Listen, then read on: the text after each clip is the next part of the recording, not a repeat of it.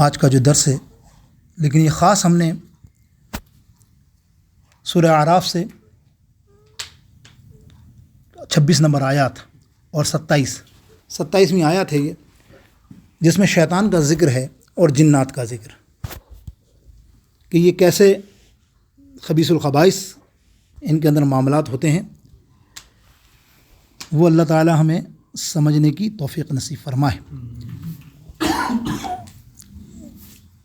اللہ تعالیٰ ارشاد فرماتا ہے، یا بنی آدم، اے آدم کی اولاد، شیطان کی فریب کاریوں، حضرت آدم علیہ السلام کے ساتھ اس کی دشمنی عداوت کا بیان فرما کر بنی آدم کو، آدم علیہ السلام کی اولاد کو تنبیہ کی جا رہی ہے، ہوشیار کیا جا رہا ہے کہ وہ شیطان کے وسوسوں سے، اغوا اور اس کی مکاریوں سے بچتے رہیں۔ جو حضرت آدم علیہ السلام کے ساتھ ایسے فریب کاری کر چکا ہے کہ وہ ان کی اولاد کے ساتھ کب درگزر کرے گا۔ اور اس میں مومن اور کافر، ولی، عالم، پرہیزگار سب سے خطاب ہے۔ کوئی اپنے آپ کو ابلیس سے محفوظ نہ سمجھے۔ چنانچہ اللہ رب العزت جل شانہ ارشاد فرماتا ہے، اے آدم کی اولاد، تمہیں شیطان کے فتنے میں نہ ڈالے، جیسے اس نے تمہارے ماں باپ کو جنت سے نکال دیا، ان دونوں سے ان کے لباس اتروا دیے تاکہ انہیں ان کی شرم کی چیزیں دکھا دی جائیں۔ آگے فرمایا، انہ یراکم، بے شک وہ خود تمہیں دیکھتا ہے۔ یعنی شیطان کے لیے مطلب یہ بات ہو رہی ہے، بیان اللہ تعالیٰ بیان فرما رہا ہے کہ شیطان تم کو دیکھتا ہے، ہر ایک کو دیکھتا ہے، تم ان کو دیکھ نہیں سکتے۔ یعنی شیطان کے معاملات میں یہ بیان بات ہوئی کہ شیطان تم کو دیکھتا ہے اور تم اس کو نہیں دیکھتے۔ وہ سارے جہان کے لوگوں کو دیکھتا ہے جبکہ لوگ انہیں نہیں دیکھتے۔ جہاں کسی نے کسی جگہ اچھے کام کا ارادہ کیا، اسے اس کی نیت کی خبر ہو جاتی ہے۔ کیا کمال ہے، دیکھیں آپ اگر سمجھیں تو آپ یہ جملہ میرا، کہ شیطان کو اللہ تعالیٰ اتنی طاقت دے رہا ہے کہ آپ یہاں نیت کریں اور وہ آپ کے پاس آ جائے۔ اور یہ اعتراض کرتے ہیں ہمارے نبی علیہ السلام پر، اللہ کے محبوب پر۔ وہ اللہ کے محبوب کو اتنی طاقت دی ہوگی کہ تم نیت کرو، اللہ کے محبوب کو پتہ نہ چلے، اور شیطان کو پتہ ہے۔ نبی علیہ السلام فرماتے ہیں کہ تم سوتے ہو رات کو، تمہاری ناک کے پاس آ کے بیٹھ جاتا ہے۔ اندازہ کیا؟ اب سرکار علیہ سوال بھی ہے، یا رسول اللہ، ایک کے پاس تو نہیں نا بھائی؟ یعنی رات کو تم سوئے اور تم نے نیت کی یار صبح ہم نے وہ تہجد پہ اٹھنا ہے، اچھی نیت ہے نا بھائی، بس وہ مرتا سیدھا تمہاری ناک کے پر۔ بولا یہ نہیں ہے کہ صبح اٹھے، پتہ نہیں اس کا سانس ہی بند ہو جائے، نیت کی اس کا ثواب بھی ملے گا، پتہ نہیں جنت نہ چلا جائے، میں اس کو مرنے سے پہلے ورگلاؤں گا، اور سانس پتہ نہیں کبھی بند ہو جائے، ناک کیا پہ رک جاتا ہے۔ اور بعض حدیث پاک میں آتا ہے، سرکار علیہ السلام فرماتے ہیں کہ وہ ناک کے علاوہ پورے جسم کے خون میں گھومتا ہے، کوئی خون کا جسم کا ذرہ ایسا ہو، ایسا شیطان ہے یہ۔ اللہ اکبر۔ تو کیا ارشاد ہوا؟ اللہ اکبر، کہ شیطان تمہیں، یعنی اس کو اس کی نیت کی بھی خبر ہو جاتی ہے، فوراً وہ بہکا دیتا ہے۔ ایسا ہی ہوتا ہے۔ اب دیکھیے بہت ساری باتیں اس میں، لیکن میں مختصر یہ کلام کروں کہ آپ بولو وہ کیسے۔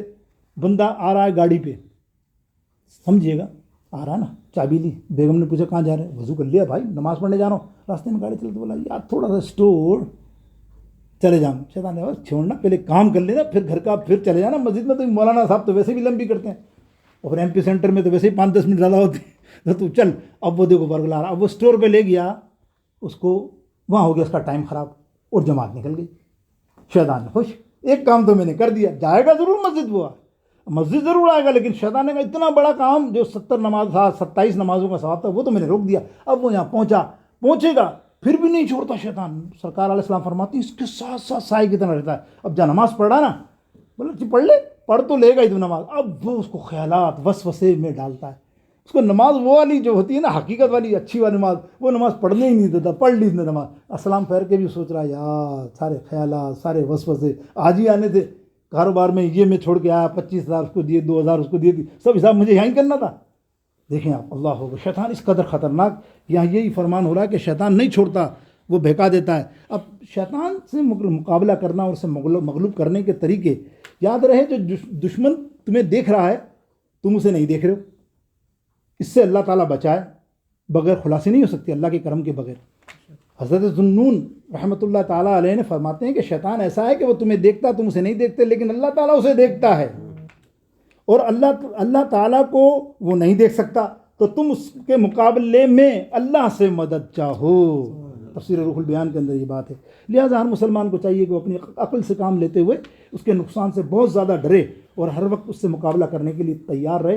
امام غزالی علیہ رحمۃ الرضوان نے فرماتے ہیں کہ صوفیہ کرام کے نزدیک شیطان سے جنگ کرنے اور اسے مغلوب کرنے کے دو طریقے، شیطان کے مکر و فریب سے بچنے کے لیے صرف اللہ کی پناہ لی جائے، اس کے علاوہ کوئی راستہ نہیں، کیونکہ شیطان ایک ایسا کتا ہے جسے اللہ تعالیٰ نے تم پر مسلط فرما دیا ہے۔ اگر تم اس سے مقابلہ و جنگ کرنے اور اسے خود سے اور دور کرنے میں مشغول ہو گئے تو تم تنگ آ جاؤ گے اور تمہارا قیمتی وقت ضائع ہو جائے گا، بالآخر وہ تم پر غالب آ جائے گا اور تمہیں زخمی و ناکارہ کر دے گا۔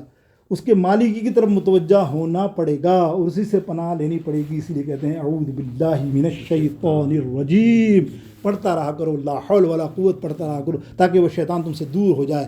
یہ تمہارے شیطان کے ساتھ اور جنگ سے مقابلہ کرنے سے بہتر ہے کہ ہم اس سے لڑیں۔ شیطان سے مقابلہ کرنے کے لیے دوسری، اسے دفع کرنے کے لیے، تردید مخالفت کرنے کے لیے ہر وقت تیار رہنا چاہیے۔ امام غزالی فرماتے ہیں میرے نزدیک اس کا جامع طریقہ یہ ہے کہ مذکور دونوں طریقوں کو بروکال لائے۔ لہذا سب سے پہلے شیطان مردود کی شرارتوں سے اللہ تعالیٰ کی پناہ مانگی جائے، اور اللہ تعالیٰ نے ہمیں اس کا حکم فرمایا، اور اللہ نے ہمیں شیطان لعین سے محفوظ رکھنے کے لیے اللہ رب العالمین کافی ہے۔ اس کے بعد اگر تم یہ محسوس کرو کہ اللہ کی پناہ لینے کے باوجود بھی شیطان تم پر غالب آ رہا ہے اور تمہارا پیچھا نہیں چھوڑتا، تو تمہیں سمجھ لینا چاہیے اللہ تعالیٰ تمہارا امتحان لینا چاہتا ہے، تاکہ اللہ تعالیٰ تمہارے مجاہدے عبادت میں تمہاری قوت اور سچائی اور صفائی کو دیکھے، تمہارے صبر کی جانچ کرے، جیسا کہ کافروں کو ہم پر مسلط فرمایا۔ حالانکہ اللہ تعالیٰ کفار کے عزائم اور اس کے شرانگیزیوں کو ہمارے جہاد کے بغیر بھی مٹا سکتا ہے۔ وہ نہیں جانتا مالک رب کریم کہ کون شیطان ملعون ہمارے مسلمانوں کے خلاف حرکتیں کر رہے ہیں، لیکن یہ ہماری آزمائش ہے جہاں صبر، گناہ سے چھٹکارا اور شہادت بھی ہمیں مل جائے اور ہم اس امتحان میں کامیاب ہو جائیں۔ اس طرح شیطان سے مقابلہ کرنے اور ان پہ غلبہ کرنے کے 3 طریقے علماء نے بیان فرمائے۔ تم شیطان سے مکر و فریب اور اس کی ہیلا سازیوں سے ہوشیار ہو جاؤ، اور جب تمہیں وہ ورغلائے تمہیں چاہیے کہ اللہ رب العزت کی طرف رجوع کر لیا جائے۔ میرے دوست و بزرگوں، ایک اور سوال ہے کہ شیطان کو کسی نے دیکھا؟ شیطان کو کسی نے دیکھا؟ ہمارے نبی علیہ الصلوۃ والسلام کی حدیث پاک ابو ہریرہ راوی ہیں، آپ فرماتے ہیں ہمارے نبی علیہ الصلوۃ والسلام نے بھی شیطان کو دیکھا۔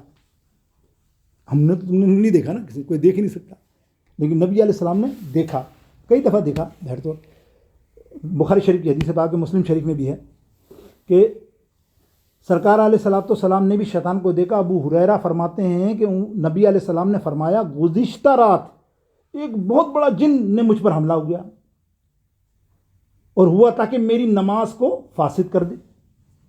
میں نے ارادہ کیا اس کو مسجد کے ستونوں سے باندھ دوں، مسجد کے ستونوں میں سے ایک ستون سے باندھ دوں تاکہ صبح میرے جتنے صحابی ہیں نا سب اس کو دیکھ لیں۔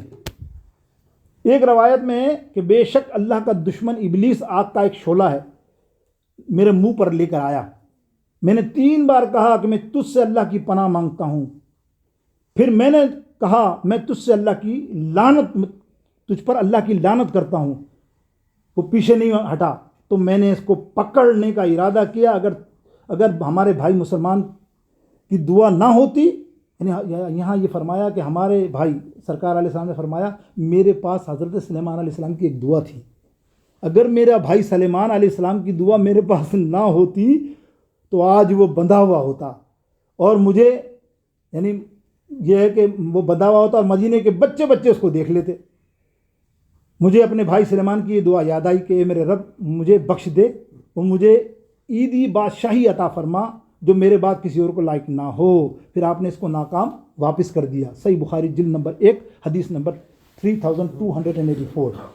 اب یہاں دیکھیے کیا صحابہ کو بھی شیطان سمجھ میں آیا. اب یہ بڑی امام بخاری ایک حدیث لائیں، بڑی مشہور بیان کرتا رہتا ہوں لیکن آج حوالے کے ساتھ ہو رہی ہے تو سن لیجئے. امام بخاری فرماتے ہیں، متوفی ہیں 256 ہجری کے. آپ فرماتے ہیں ابو ہریرہ رضی اللہ تعالیٰ عنہ بیان کرتے ہیں کہ ایک مرتبہ سرکار علیہ السلام نے رمضان کی زکوٰۃ کی حفاظت کے لیے مجھے مقرر کیا. پھر ایک شخص میرے پاس آیا رات کو اور وہ مٹھی بھر اناج لے کے بھاگنے لگا. میں نے پکڑ لیا. تو خدا میں تو اس کو پکڑ کر رسول اللہ کی بارگاہ میں پیش کروں گا تو چور ہے. اس نے کہا میں محتاج ہوں، یوں ہوں وہ ہوں، ہیلے کرنے لگا. مجھے ترس آ گیا، میں نے چھوڑ دیا. صبح سرکار علیہ السلام نے پوچھا ابو بکر رات کو کون آیا تھا؟ آئے میرے سرکار جانتے ہیں نا، حدیث بخاری پڑھ رہا ہوں، دیکھو آپ کون آیا تھا. بولے یا رسول اللہ آپ کو علم ہے؟ ہاں وہ ایک چور تھا ایسے ہی معمولی سا، اور جو ہے بس وہ اناج لے کے بھاگ رہا تھا، میں نے پکڑ لیا. تو رونے لگا، میرے کو ترس آ گیا. سرکار نے کہا آج پھر آئے گا. اے ہے میرے آقا نے فرمایا آج کی رات پھر آئے گا. وہ ایسا ہی ہوا. اسی رات دوسری رات وہ پھر آ گیا. اب اس نے زیادہ مان لیا.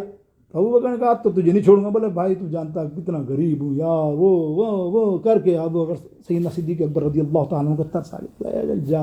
صبح پھر سرکار نے پوچھا پھر آیا تھا کیا؟ ہاں. بولے یا رسول اللہ لیکن اس کی شکل اور اس کا رونا دیکھ کے میرا دل معلوم ہو، میں نے جانے دیا. سرکار نے فرمایا اچھا ٹھیک ہے پھر آج پھر آئے گا. اللہ اکبر. اور پھر آیا تیسری رات کو. شیطان تھا نا. اب وہ شیطان تیسری رات کو آیا اور تیسری رات کو اس نے کیا کیا، مجھے اس پر سرکار علیہ السلام نہیں سیدنا صدیق اکبر رضی اللہ تعالیٰ فرماتے ہیں پھر تیسری رات کو سرکار نے فرمایا نا کہ تیسری رات کو آئے گا تو میں گھات لگا کر بیٹھ گیا. اس نے سارا اناج اٹھایا. میں نے اس کو اب تو پکڑ لیا. میں نے کہا 3 بار ہو چکی ہے، 2 بار ہو چکی ہے، تیسری بار ہے، میں تجھے اب تو نہیں چھوڑوں گا. میں رسول اللہ کی بارگاہ میں لے جاؤں گا. تو کہتا ہے میں نہیں آؤں گا پھر آ جاتا ہے، تو کہتا ہے میں نہیں آؤں گا پھر آ جاتا ہے. تو شیطان کہتا ہے ابو بکر ایک ایسے تجھے کلمات سکھاتا ہوں کہ زندگی بھر یاد رکھے گا. ابو بکر صدیق رضی اللہ تعالیٰ عنہ فرماتے ہیں کہ وہ مجھے کہتا ہے کہ میں تجھے ایسے کلمات سکھا دوں جس سے اللہ تعالیٰ تجھ کو بہت نفع دے گا. میں نے کہا وہ کلمات کیا ہیں؟ اس نے کہا جب تم بستر پہ سونے لگو، اور یہ حقیقت ہے ہمیں عمل کرنا چاہیے. سرکار علیہ السلام نے فرمایا جب تم بستر پہ سونے جاؤ تو پوری آیت الکرسی کو پڑھ لیا کرو تو اللہ تعالیٰ ہمیشہ تمہاری حفاظت کرے گا. صبح شیطان کے شر سے بھی محفوظ رکھتا رہے گا. اور میں نے اس کو چھوڑ دیا. صبح مجھ سے رسول اللہ صلی اللہ علیہ وسلم نے پوچھا تمہاری گزشتہ رات کی قیدی نے کیا کہا، کیا کیا؟ میں نے کہا اس نے کہا تھا کہ میں تجھے کلمات سکھا دیتا ہوں جس کی وجہ سے اللہ تجھے بہت نفع دے گا. آپ نے فرمایا وہ کلمات بتا. سیدنا صدیق اکبر نے کہا یا رسول اللہ اس نے مجھ سے کہا کہ جب تم بستر پر سونے کے لیے جاؤ تو اول سے آخر تک آیت الکرسی پڑھو. اور اس نے مجھ سے کہا پھر اللہ تعالیٰ تمہاری حفاظت کرتا رہے گا، صبح تک شیطان تمہارے قریب نہیں آئے گا. اور صحابہ لیکن مطلب یہ ہے کہ نیکی پر بہت حریص تھے.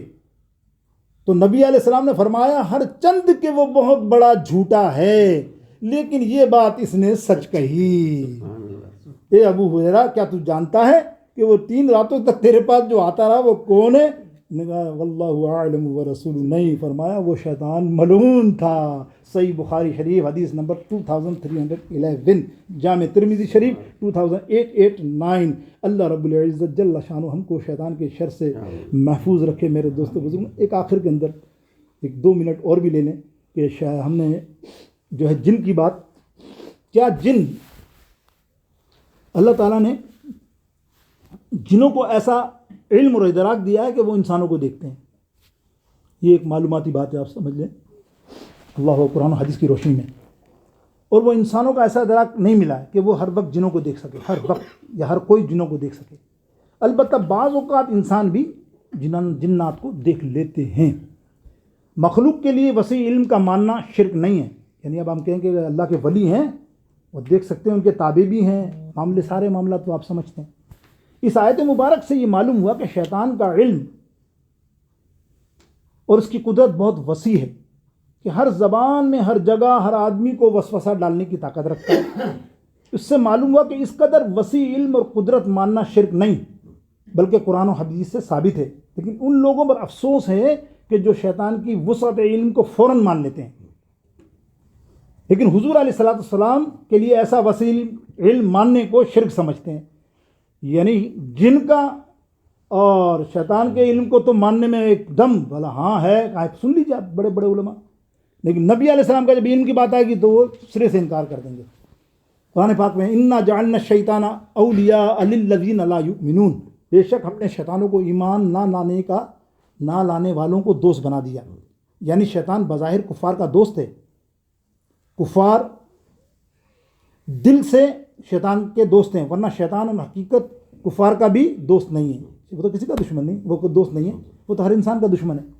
سب کو اپنے ساتھ جہنم لے جانا اس کا مقصود ہے۔ تو میرے دوستوں، یہاں یہ فرمایا شیطان کے بارے میں اور جن کے بارے میں کہ جنات کا علم برحق ہے، وہ بھی جانتے ہیں، لیکن آپ انہیں وہی لوگ دیکھ سکتے ہیں جو اللہ نے جن کو قدرت و طاقت عطا فرمائی ہے، ورنہ جنات کو دیکھنا یا ہر وقت جو آپ دیکھتے ہیں نا واویلے، ہر ایک چیز میں جنات آ نہیں جاتا۔ خود آپ بتائیے کہ جنات کسی کے شریر میں آ جائے پھر وہ جنات کہاں رہا؟ جنات کی طاقت تو اتنی بڑی ہے، پورے بندے کے پر آ جائے اور بندہ آ کے اس کو مار مار کے بھگا دے، ایسا بہت کم ہزاروں میں جتنے اولیاء مفسرین فرماتے ہیں۔ خود ذاتی میرا بھی تجربہ ہے، میں دیکھتا ہوں کہ 70 کیس میں سے 80 کیس میں سے 100 کیس میں سے کبھی ایک آدھ نکل جاتا ہے، وہ بھی جھڑپ سے۔ وہ جنات نہیں ہوتا، وہ ایک سایہ ہوتا ہے، کسی درخت کے نیچے آ گیا، شیطان کو پسند آ گیا، جنات کو پسند آ گیا۔ کوئی عورتیں ہمارے یہاں ایسا ہوتا ہے نا، جی ہمارے یہاں آج کل عورتوں میں زیادہ ہو رہا، بچیوں میں 12 13 سال 14 سال کی بچی ہیں، کیوں ہوتا ہے کہ لونوں میں شادی ہو رہی ہیں، تو وہ گھومتی ہیں کھلے بال درخت کے اندر، تو وہ شیطان اس وقت بڑی ہوائی میں ہوتا ہے، کسی پہ بھی جھڑپ کر دیتا ہے، تو وہ جھڑپ کے سائے کو کہتے ہیں جن ہو گیا، حالانکہ وہ جن نہیں، ایک سایہ ہے۔ اور اللہ اکبر، اس کا بڑا آسان علاج ہے، چاروں کل پڑھ لو، کسی مائی کے لال میں طاقت نہیں ہے دنیا کا کوئی بھی اس اللہ کے کلام کا مقابلہ کر سکے۔ وآخر الدعوان الحمدللہ رب العالمین، اللہم صلی علی سیدنا و مولانا محمد وعلی آل سیدنا مولانا محمد وبارک وسلم وصلوا علیہ۔ یا الہ العالمین، یا اللہ جو بھی دین کی باتیں کی یا رب العالمین غلطیوں معاف فرما دے، اے اللہ حق ہے تو اس قبول فرما لے، اے اپنا